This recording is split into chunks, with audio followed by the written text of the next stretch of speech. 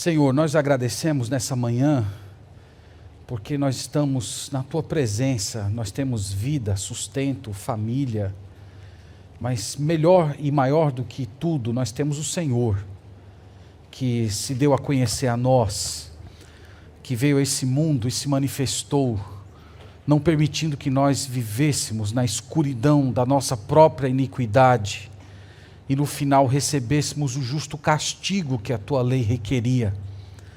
Mas o Senhor enviou Cristo, e Ele recebeu todo o castigo que deveria cair sobre nós.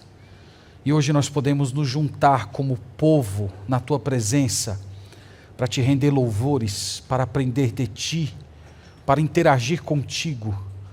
E nós Te louvamos, Senhor, porque hoje o Senhor nos concede essa possibilidade.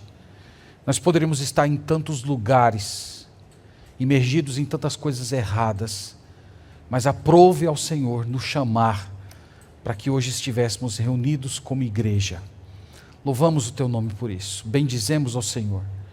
E agora, Senhor, em que vamos abrir a Bíblia, nós manifestamos o desejo de ouvir a Tua voz. Que todas as outras vozes, as vozes dos nossos incômodos, preocupações, ansiedades, distrações, que todas elas sejam caladas nesse momento. E nós ouçamos apenas a Tua doce, transformadora, vigorosa e bela voz. Pedimos isso no nome de Jesus. Amém. Tiago capítulo 4, meus amados, vamos abrir a Escritura?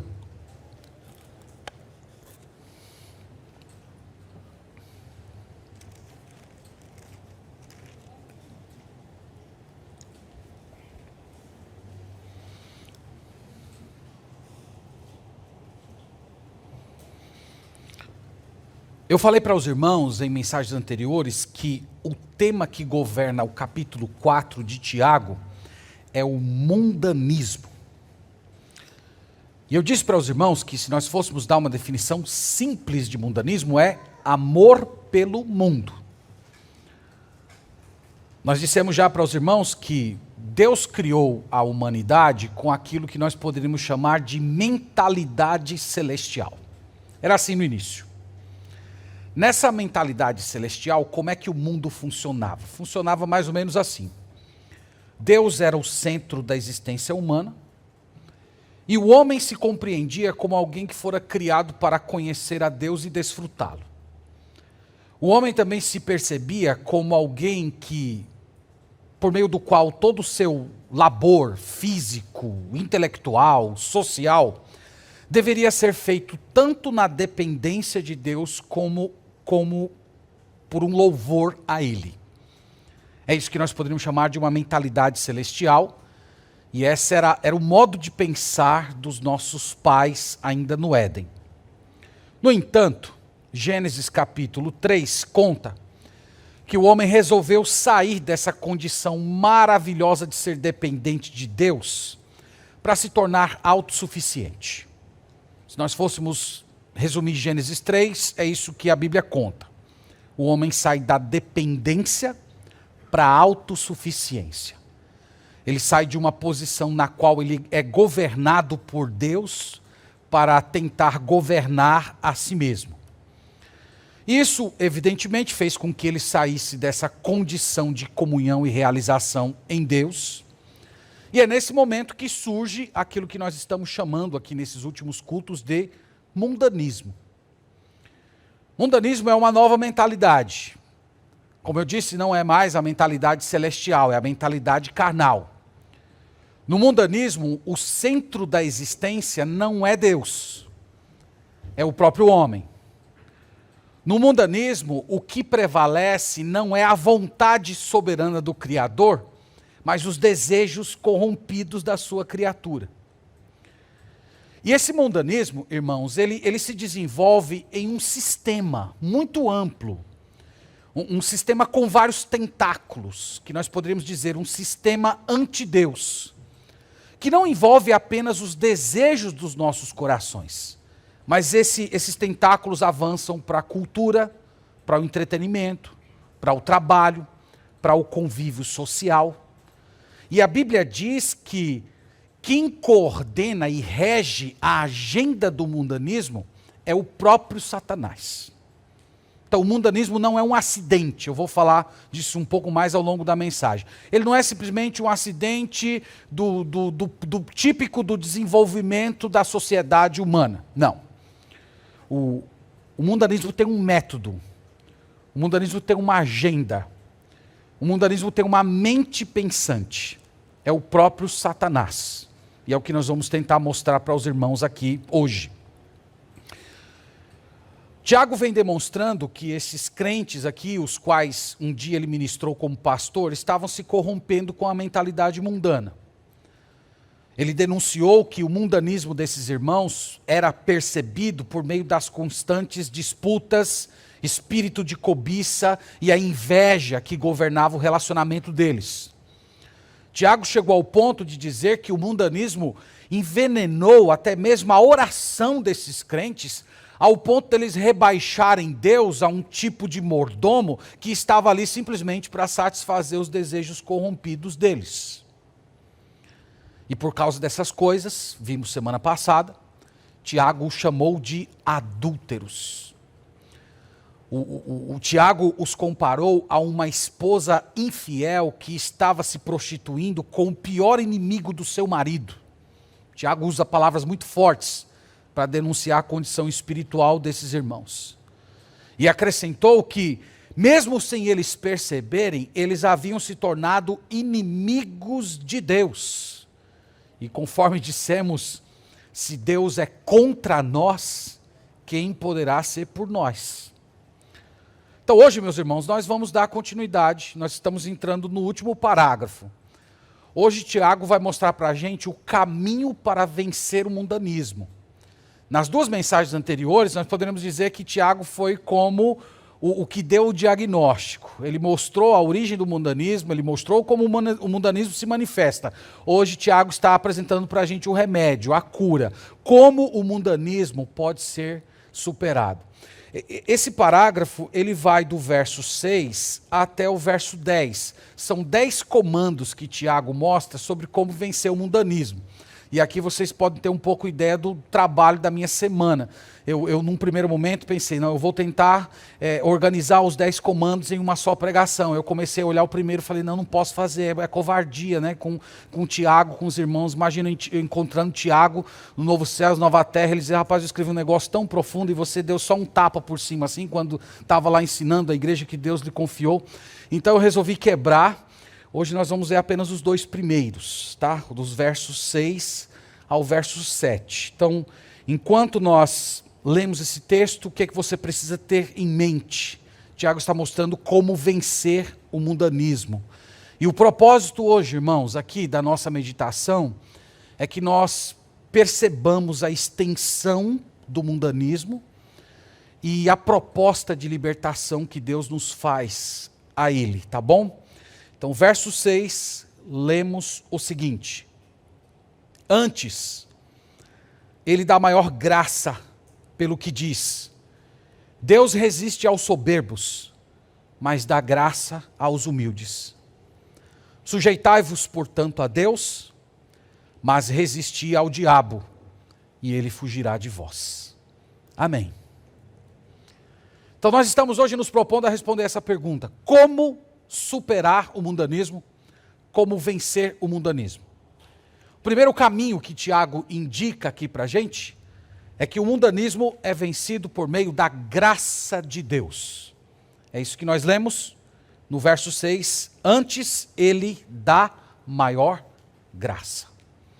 Então Deus dá graça para a gente vencer o mundanismo. Mas ele não dá qualquer graça, ele dá maior graça.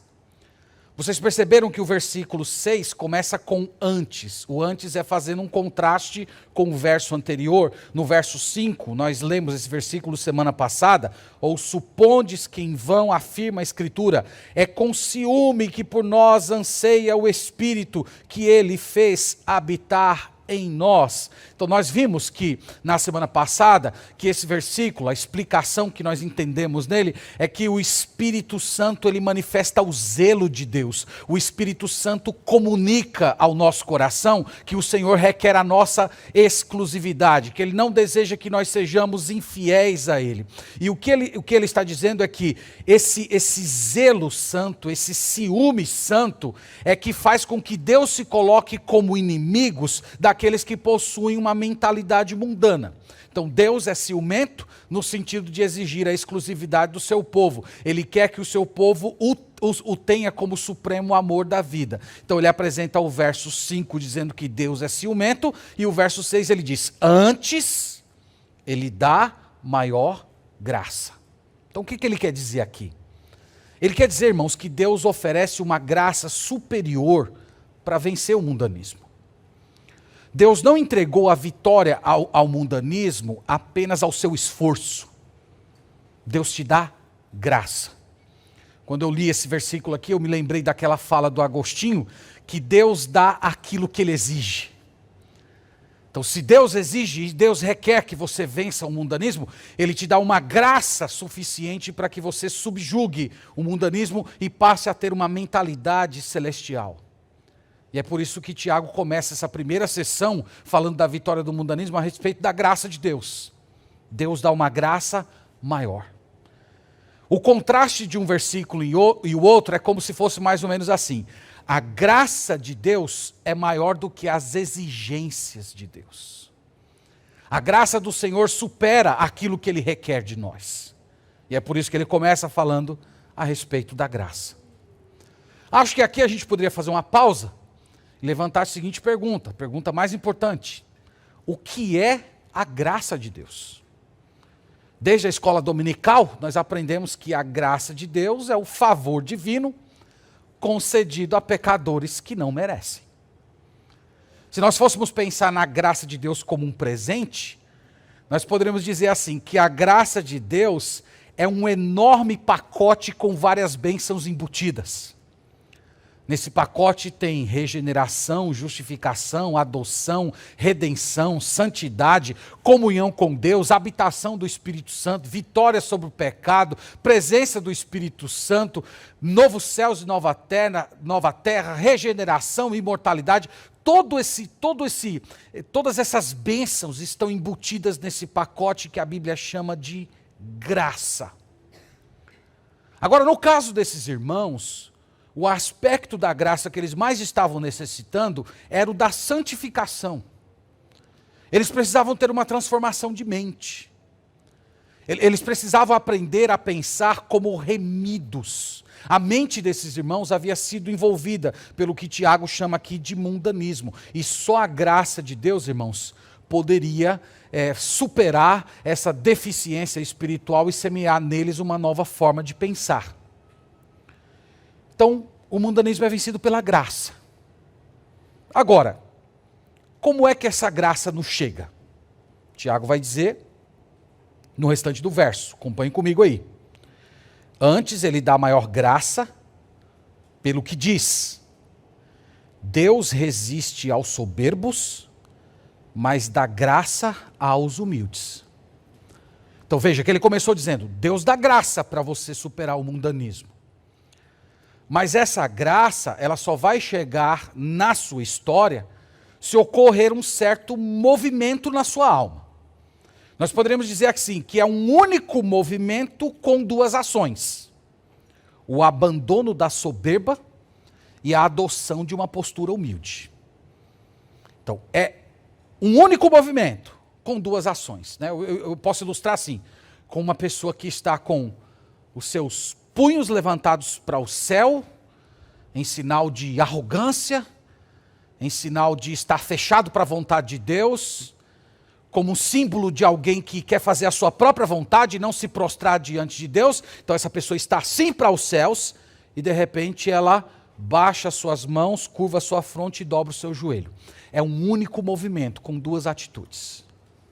Ele diz, Deus resiste aos soberbos, mas dá a sua graça aos humildes. Então Tiago está dizendo, se você quer receber a graça de Deus, você tem que fazer um movimento de humildade. Você tem que baixar as armas da rebelião. Você precisa se curvar diante daquilo que você está resistindo. E ele cita aqui, irmãos, Provérbios capítulo 3, versículo 34. Se vocês forem ler Provérbios 3, 34, vocês vão ver que as palavras não são exatamente iguais às que Tiago está utilizando aqui. A razão é que Tiago utilizou a versão grega do Antigo Testamento. E a nossa tradução aqui, que nós temos nas nossas Bíblias, ela utilizou a versão hebraica do Antigo Testamento. Então você vai ver uma diferença de palavras, mas é o mesmo sentido. Tiago diz duas coisas aqui sobre a atitude de Deus. Ele fala assim, primeiro, Deus resiste aos soberbos. O que significa isso? Resistir significa colocar-se em oposição. Resistir significa enfrentamento. Resistir significa batalhar contra. Então Tiago está dizendo que os soberbos, os altivos, os orgulhosos, eles terão de enfrentar Deus como seu próprio adversário. Eles terão que enfrentar Deus como inimigo. E quem já leu a Bíblia com atenção sabe que essa não é uma boa ideia. Que é um enorme catálogo de pessoas no Antigo Testamento e no Novo Testamento que um dia resolveram ser arrogantes, altivas, e elas tiveram de enfrentar Deus como adversário. Depois você pode ler em casa, Êxodo capítulo 10, versículo 3, Deus falando por meio de Moisés a Faraó, dizendo, Faraó, até quando você não vai se humilhar diante de mim? E Faraó resistiu a Deus, ele foi soberbo, altivo, não se curvou diante do Senhor, e ele teve que enfrentar a destruição do seu próprio reino, além de perder a sua família. Nós temos muitos outros.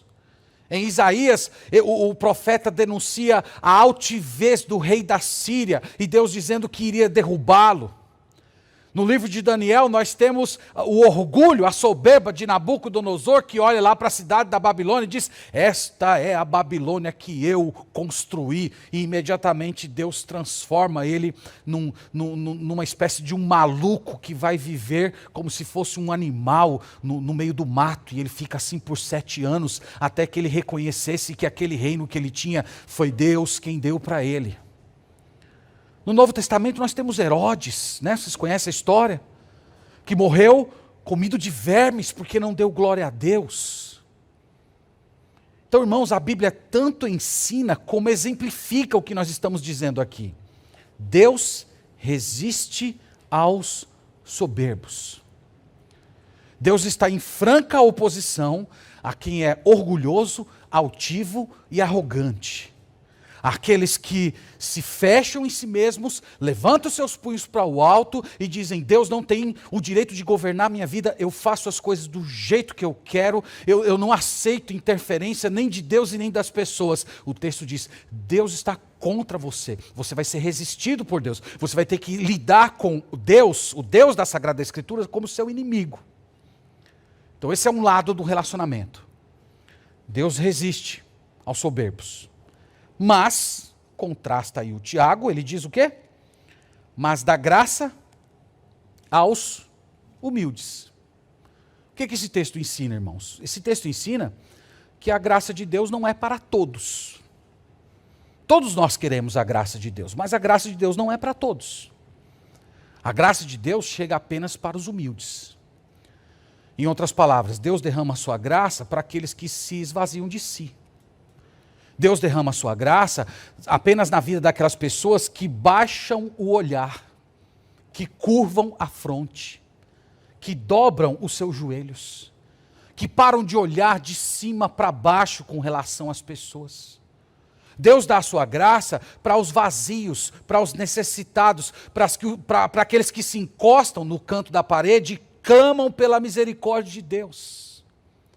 Deus dá a sua graça para quem é dependente, para quem reconhece os seus pecados. Deus dá a sua graça para aqueles que sabem e sentem que não merecem nada.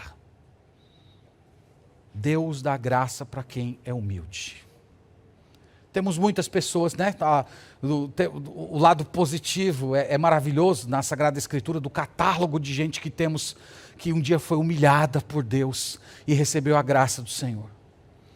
Nós temos o Jacó, que antes de se tornar o príncipe de Deus, o Israel, ele teve que ser humilhado por Deus, ele teve que ser ferido por Deus, ele teve que passar a sua vida inteira mancando de um encontro que ele teve com o Senhor.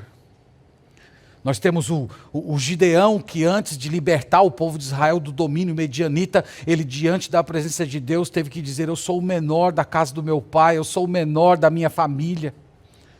O profeta Isaías, antes de ser levado como um grande proclamador da verdade de Deus, tornando-se o maior profeta do Antigo Testamento, ele teve que comparecer diante da presença de Deus e dizer: ai de mim.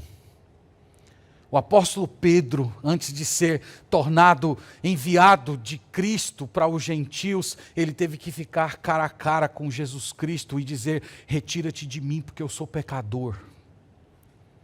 Irmãos, Deus dá a graça para os humildes. No reino de Deus, os valentes são os fracos. No reino de Deus, os mais ousados são aqueles que se humilham. Então, o que Tiago está dizendo, irmãos, com todas essas palavras aqui? Ele está dizendo o seguinte: meus irmãos, vocês se tornaram mundanos, vocês se tornaram arrogantes, e por causa disso Deus tornou-se adversário de vocês. Vocês precisam de uma mente nova, vocês precisam de mentalidade espiritual, e essa mentalidade, essa nova forma de pensar, só chega por meio da graça de Deus. E a graça de Deus só chega para quem é humilde. Então, se você quer receber a graça de Deus, você tem que trilhar a estrada da humildade. Esse é o único caminho da graça. Se você escolher a estrada da arrogância, você vai ter que enfrentar a Deus como seu adversário. E aí você estará condenado a viver como mundano. Então essa é a primeira coisa, irmãos, que Tiago diz a respeito da vitória do mundanismo. O mundanismo é vencido pela graça de Deus. Mas a graça de Deus só vai chegar se você for humilde.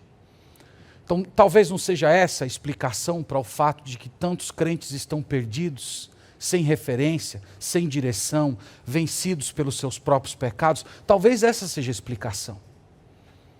Eles não se submeteram, eles não se curvaram, eles continuam na arrogância dos seus próprios pecados.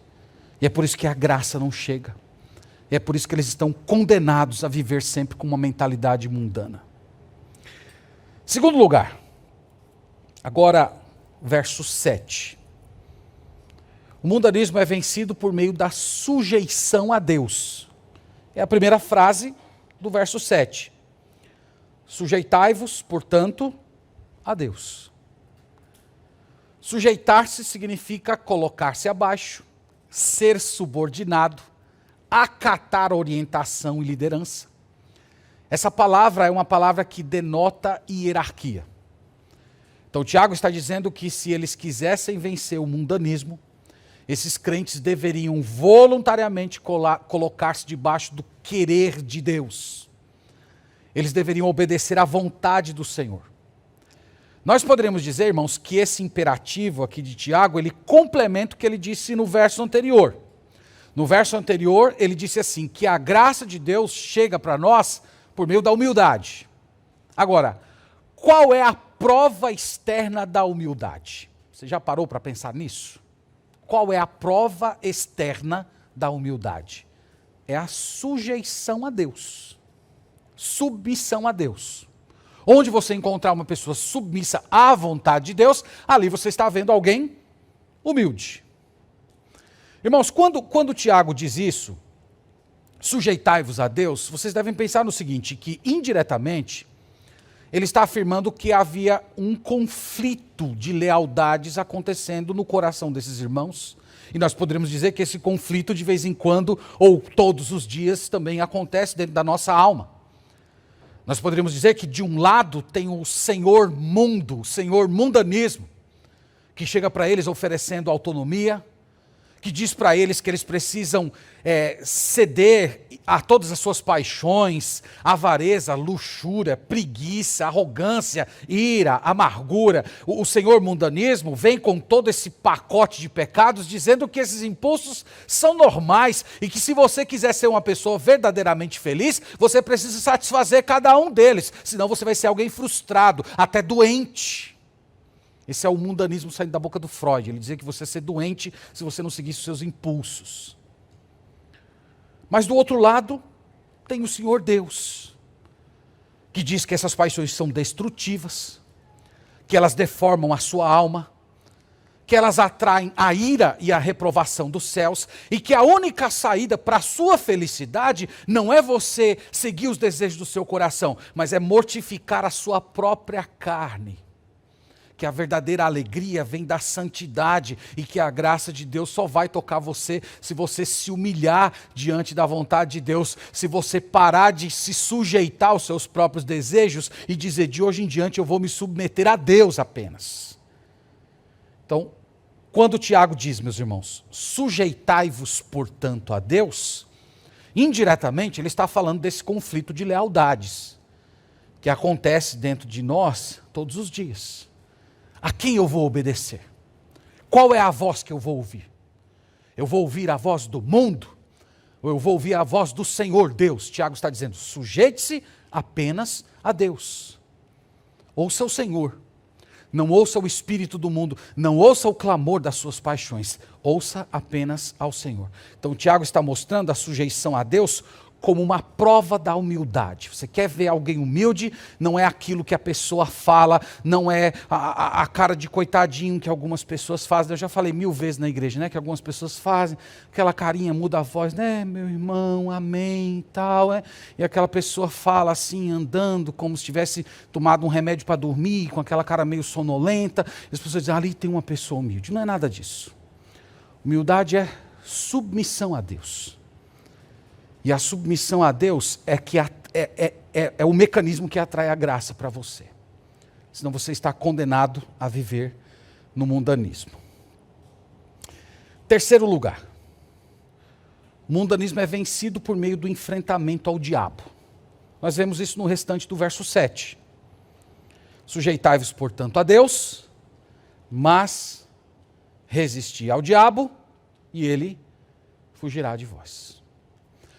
Eu separei, irmãos, aqui o versículo em 2 partes, mas vocês devem ter notado, a semelhança do versículo anterior, são 2 movimentos de uma única experiência. Submeter-se a Deus significa resistir ao diabo. Então, as duas coisas estão acontecendo ao mesmo tempo. Eu separei aqui apenas para fins didáticos. Nós poderíamos perguntar nesse ponto o seguinte: o que é que Satanás tem a ver com o mundanismo? Bom, nós já falamos, né? Ele tem tudo a ver. Eu disse para os irmãos na introdução que ele é o regente dessa orquestra. A Bíblia o chama de tentador. É ele quem estabelece a agenda desse mundo. Ele age nas nossas vidas para potencializar o pecado que já existe em nós e ao mesmo tempo nos afastar do perdão de Deus. Ele esmiuça os nossos pontos fracos e concentra a oposição em cada um deles. Em Tiago 3,15, nós lemos aqui anteriormente, o escritor dizendo que a soberba e o orgulho fazem parte da sabedoria demoníaca. E ele é chamado por Jesus, em João 16,11, de o príncipe desse mundo. Então Satanás tem tudo a ver com o mundanismo. Ele está agindo na mídia, ele está agindo no entretenimento, na educação, na cultura, nos relacionamentos, para promover, meus irmãos, tudo aquilo que é anti-Deus, anticristo e anticristão. Então essa é a conexão dele com o mundanismo. E infelizmente, irmãos, a nossa geração parece ter perdido esse discernimento. A maioria dos cristãos não consegue perceber o mundanismo e muito menos a movimentação de Satanás através desse universo mundano. Os cristãos estão como se estivessem dormindo, enquanto Satanás está se movimentando ao redor deles. Então, os cristãos, eles estão numa certa infantilidade espiritual. Estão procurando enxuto tranca-rua, afastar demônio colocando sal em casa, dizendo palavras, né, o abracadabra evangélico lá, está amarrado. Então, é uma completa infantilidade. Os cristãos não percebem mais a movimentação sutil do inimigo por meio do mundanismo. Deixe-me citar uns exemplos aqui para vocês. Por que, irmãos, nossa geração é marcada por tanto entretenimento? Já parou para pensar nisso? Tanta diversão. Pensa no universo dos jogos. Videogame, celular, computador. Pensa na quantidade de séries que saem periodicamente, filmes. Você começa a assistir uma, de repente apareceu outra mais legal e você não terminou essa e está mexendo na outra e com pouco entrou uma terceira e você está tentando ali assistir as três ao mesmo tempo.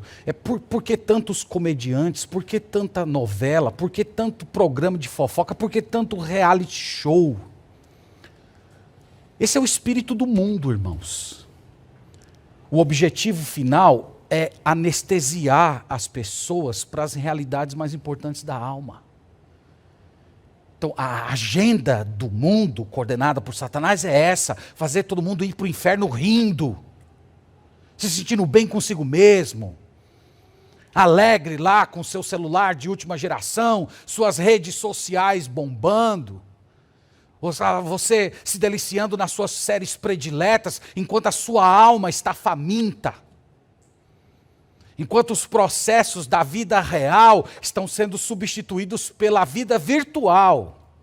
Até vida cristã hoje está se tornando vida cristã virtual. Isso, irmãos, é a manifestação do mundanismo. Essa é a agenda de Satanás. Você já parou para pensar no chamado secularismo? O secularismo, irmãos, é uma das maiores atividades demoníacas que existe hoje. Aqui, magia negra, sabe? Satanismo, não chega nem aos pés do secularismo. O secularismo defende a ideia de um mundo muito civilizado, organizado em torno do racional, onde Deus não é necessário e nem Satanás é reconhecido. Isso é a agenda do mundo. Isso aqui, irmãos, é atividade demoníaca nível hard, passando despercebida aos nossos olhos, enquanto nós estamos sendo conduzidos silenciosamente em torno desse mundo racional que nós não podemos mais expressar publicamente a nossa fé. A nossa fé é apenas um assunto de igreja. Isso é secularismo. Isso é o espírito desse mundo. Por que tanto, meus irmãos, ativismo? Porque as pessoas estão respirando trabalho dia e noite. Isso é para desfocar as necessidades da alma. As pessoas tentarem na busca de posição, na busca de um salário melhor, elas tentarem matar a sede que elas têm de algo que dê significado à existência. Então, meus irmãos, nós estamos perdidos como igreja, como geração, se nós não conseguimos perceber os tentáculos de Satanás nesse mundo. Se nós interpretarmos as coisas que estão acontecendo hoje simplesmente como uma simples evolução da raça humana, um processo natural do desenvolvimento do povo que vive aqui nesse planeta, se nós interpretarmos assim, nós somos uma geração perdida. Nós não seremos capazes de resistir ao diabo. Então você precisa ter um discernimento espiritual para quando você abrir lá a sua rede social, quando você ligar o seu computador, você percebeu ali, esse é o espírito do mundanismo. É você lá ligando as suas séries para assistir e você perceber qual é o objetivo daquilo. Porque tem tanta imoralidade, porque tanta sensualidade, porque tanto culto ao corpo, porque tanto apelo a cenas de nudez? Por que tanta informação a respeito de sensualidade e ao mesmo tempo ataques à família, fé cristã, à castidade cristã? Porque, irmãos, há uma geração de pessoas que acreditam que você só vai ser pleno nesse mundo se você satisfazer todas as suas paixões carnais. Esse é o espírito do mundo. Então o texto sagrado aqui está dizendo, nós temos que resistir. Nós temos que resistir ao diabo. Nós temos que resistir a essas manifestações. E como é que nós resistimos? Bom, a palavra resistir aqui é a mesma empregada no verso anterior, significa colocar-se contra, opor-se a ela. Então veja que a maneira mais poderosa de você lutar contra Satanás, não é dizendo estar amarrado, mas é você lutar contra o mundanismo. Quando você se opõe a essa agenda, quando você não deixa essa agenda entrar na sua mente, quando você não deixa esse conceito mundano corromper os seus pensamentos, você está vencendo, você está lutando contra Satanás. Resistir ao diabo aqui, irmão, significa encher a nossa mente com aquilo que é celestial. Significa organizar a nossa existência a partir da existência de um Criador, que é dono da nossa vida, que é Senhor da nossa história. E Ele é quem diz como nós devemos viver, nos comportar, agir e reagir. Isso significa ter mentalidade celestial. É assim que você enfrenta o diabo. É você reformular a sua conduta. O texto traz uma promessa, não é? Resistir ao diabo e ele fugirá de vós. A cena aqui é uma cena militar. Ela retrata um guerreiro que vem com muita força para enfrentar um determinado exército, só que ele se choca com um adversário poderoso e ele se vê obrigado a fugir. É essa a ideia que nós temos aqui no texto. Eu acredito que aqui seja uma alusão ao episódio da tentação de Jesus em Mateus capítulo 4. No qual Satanás ataca o Senhor Jesus, até que Jesus olha para ele e diz, retira-te, Satanás. Então depois de ele enfrentar toda aquela oposição, ele viu que não tinha condições de derrubar o Senhor Jesus Cristo, então ele viu-se obrigado a retirar. Então são para essas pessoas que Tiago está dizendo, sujeitai-vos a Deus, resisti ao diabo, e ele fugirá de vós. No Antigo Testamento, eu creio que a ilustração mais forte de se submeter a Deus e resistir ao diabo está na pessoa de Jó. Jó se submeteu a Deus. Ele aceitou a vontade de Deus. O Senhor tomou os seus bens, o Senhor tomou a sua saúde, o Senhor tomou a sua família, e ele aceitou a providência divina, por mais dolorida que fosse. Ele se sujeitou a Deus. E ao mesmo tempo, ele resistiu ao diabo. Porque vocês lembram que a tentação do diabo contra ele é que ele blasfemasse contra Deus. E Satanás o atacou de muitas maneiras, inclusive através da sua própria mulher, quando disse para ele, amaldiçoa esse teu Deus e morre. Então esse homem, ele se sujeitou a Deus, ele resistiu ao diabo, e podemos dizer que no final da sua história, ele recebeu a graça de Deus. Então Jó, ele sintetiza tudo o que Tiago está dizendo aqui para nós nesta manhã. Então, meus irmãos, a cura para o mundanismo envolve você perceber que por detrás da agenda desse mundo existe uma pessoa, um ser caído, um ser que é puro ódio, e que está disposto a destruir tudo aquilo que Deus edificou, a família, o governo, o trabalho, as relações interpessoais e especialmente a igreja de Cristo. E a nossa luta contra o pecado, essa nossa resistência ao modo de pensar dos ímpios, no final das contas, é a forma mais poderosa de lutar e enfrentar Satanás. Pedro falou lá na sua primeira carta, no capítulo 5, verso 8, que para nós enfrentarmos o leão que deseja nos devorar, nós precisamos ser sóbrios e vigilantes, e temos de resistir-lhe firmes na fé.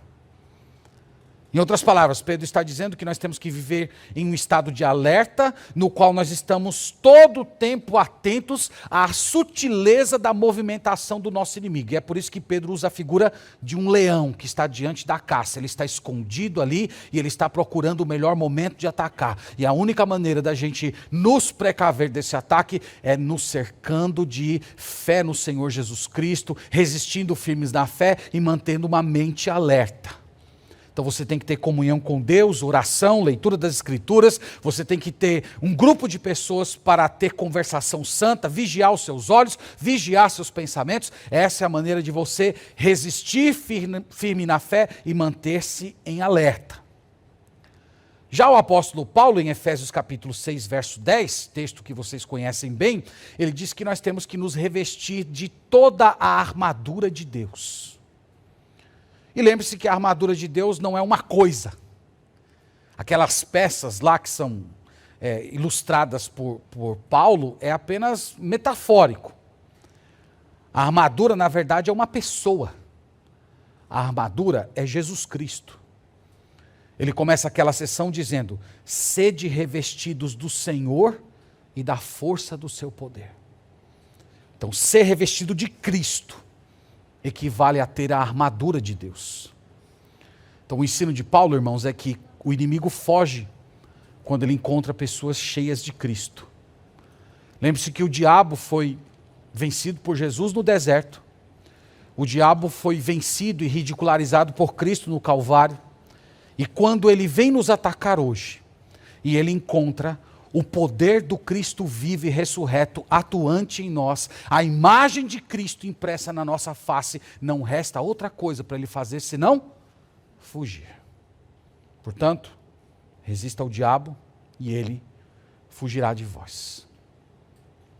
Irmãos, caminhando aqui para o meu encerramento, eu quero apenas trazer uma palavra para a gente tentar organizar tudo o que nós dissemos até esse momento. Eu quero terminar apenas lembrando você do princípio geral desse capítulo. O princípio geral é: a graça de Deus é maior do que os seus pecados. Esse é o ensino que governa tudo que nós falamos até aqui. Tiago disse que Deus concede maior graça. Lembre-se que o Espírito Santo de Deus, ele é o grande portador das bênçãos que trazem empacotadas a graça de Deus para a sua vida. A presença do Espírito Santo no seu coração é o selo de Deus e é a garantia de que o poder de Deus que age em você é muito maior do que a força atrativa do pecado. A maioria dos cristãos ainda não experimentou isso, irmãos, e essa é a nossa tristeza. Nós ainda não paramos para saber e sentir que o poder de Deus que age em nós é muito maior do que a força atrativa do pecado. E se eu fosse comparar, eu poderia dizer assim: a força atrativa do pecado é como um pequeno ímã. O poder de Deus agindo em nós é como a gravidade. Não tem como comparar uma coisa com a outra. Então o poder de Deus já está em você. E é por isso que eu estou me dirigindo a você hoje de manhã que se sente fraco, perdido, anêmico espiritualmente, distante de Deus, cheio de pecados. Lembre-se disso, há graça divina para você.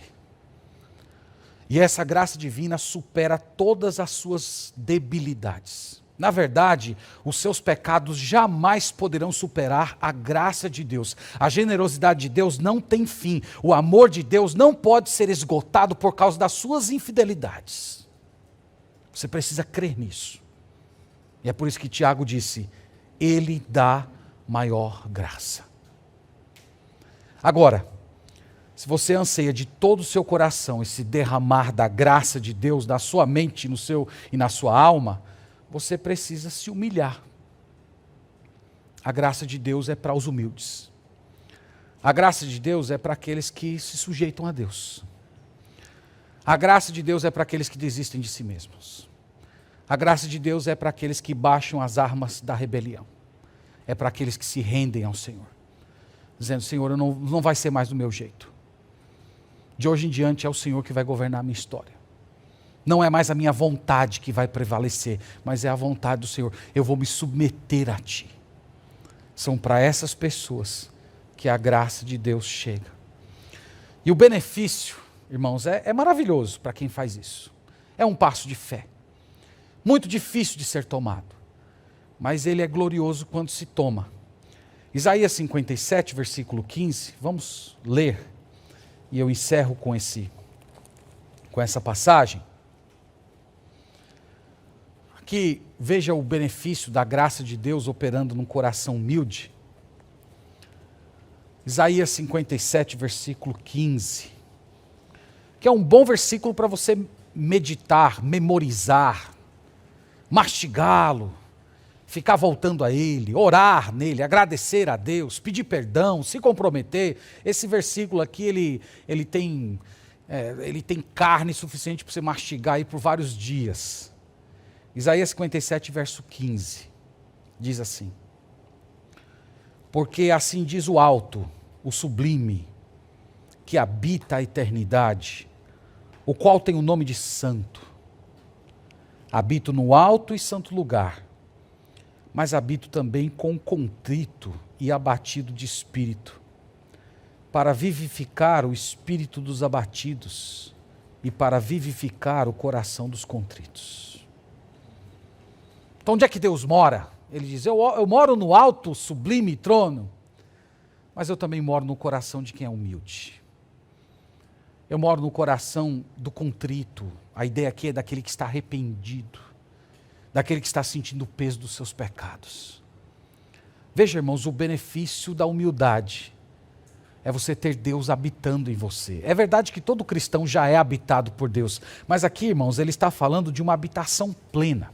Ele está falando de uma habitação na qual Deus governa os seus sentimentos. Ele está falando de uma habitação na qual Deus governa e molda os seus pensamentos. Ele chama aqui de uma habitação vivificante. É como se a sua vida espiritual, emocional, estivesse um deserto. E Deus chega lá e derrama abundância de água de graça. E você se pega frutificando. Então, esse é o benefício de você ser humilde. Esse é o benefício daquelas pessoas que são contritas, que baixam as armas da sua rebelião e se entregam a Deus. Então, eu espero, irmãos, que essa seja a nossa experiência. Você que já entregou sua vida a Jesus Cristo, mas que em alguma área da sua vida você não tem permitido que Deus governe, você tem sido conduzido por uma mentalidade mundana, algum aspecto da sua história que você não tem se sujeitado a Deus, eu espero que hoje seja o dia em que você vai baixar as armas. Hoje seja o dia em que você vai se entregar ao Senhor Jesus Cristo, dizendo, Senhor, eu me arrependo, eu não tenho deixado o Senhor governar toda a minha história. Há certas áreas da minha vida que eu impedi que o Senhor entrasse e eu me tornei rei delas, mas hoje eu estou aqui na Tua presença, me entregando a Ti completamente, eu me submeto a Ti. E você também, que ainda não entregou a sua vida a Jesus Cristo, hoje é o dia da sua salvação. Você também pode se submeter a Deus, se sujeitar a Ele. Você pode hoje receber a graça de Deus. A graça de Deus é o maior bem que você pode herdar nesse mundo. Na graça de Deus há perdão de pecados, há mudança de vida, há mudança de história, há mudança de futuro. A graça de Deus traz tudo aquilo que você necessita para uma vida plena. Você precisa apenas se humilhar, curvar-se diante de Deus, dizendo, Senhor, eu me rendo a Ti. Tu és o meu Deus e de hoje em diante eu vou ser o Teu servo. Dê esse passo de fé hoje, acreditando que a morte de Jesus Cristo na cruz possibilita você se aproximar de Deus dessa maneira. E você vai ser salvo. Você vai receber a graça de Deus. Que o Senhor abençoe o nosso coração, irmãos, e nos encha de humildade para recebermos a graça que tanto necessitamos. Amém. Vamos orar. Te louvamos, Senhor, te bendizemos. Te bendizemos porque o Senhor se doou a nós de uma forma tão gloriosa, profunda, real, e comunicou isso à nossa história na pessoa do Espírito Santo. E hoje, Senhor, nós estamos aqui a suplicar a Ti que nos conceda essa mentalidade celestial. Essa mentalidade que é governada pelo desejo de Te glorificar e honrar. Nós oramos para que o Senhor nos dê um coração novo, um coração santo, um coração que ama a santidade, que voluntariamente se submete a Ti, que acolhe o Teu querer com humildade. Enche o nosso coração disso, Senhor. Opera essa obra no nosso coração. Eu oro, Senhor, pelas pessoas que estão ouvindo conosco essa mensagem e que de alguma maneira guardam no coração orgulho, rebeldia, enfrentamento ao Senhor, à Tua vontade. Pessoas que não permitem que o Senhor governe a existência, que acham que seguir o próprio coração e os desejos trará felicidade absoluta. Eu oro por aqueles que guardam certas áreas do seu coração, que não permitem que o Senhor as governe. Tem misericórdia, Senhor. Tu és todo-poderoso para superar as nossas fraquezas. A Tua graça é muito maior do que os nossos pecados. Então venha a nós hoje, Senhor, pelo Teu Santo Espírito. Manifesta-te a nós, para que nós nos curvemos diante de Ti. Que nós nos submetamos ao Senhor de uma forma doce, leve, com um coração cheio de gratidão, entendendo que a melhor vida que nós poderemos viver nesse mundo é aquela plenamente submissa à Tua vontade.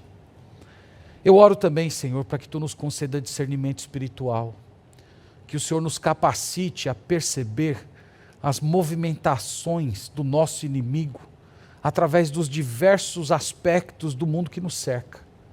Nos ajude, Senhor, a perceber, a enfrentar, a resistir, a nos manter espiritualmente saudáveis diante do Senhor, sem sermos engolidos pela agenda desse mundo. Ajuda-nos, Pai, tem misericórdia de nós. Nós oramos e pedimos isso tudo no nome de Jesus. Amém.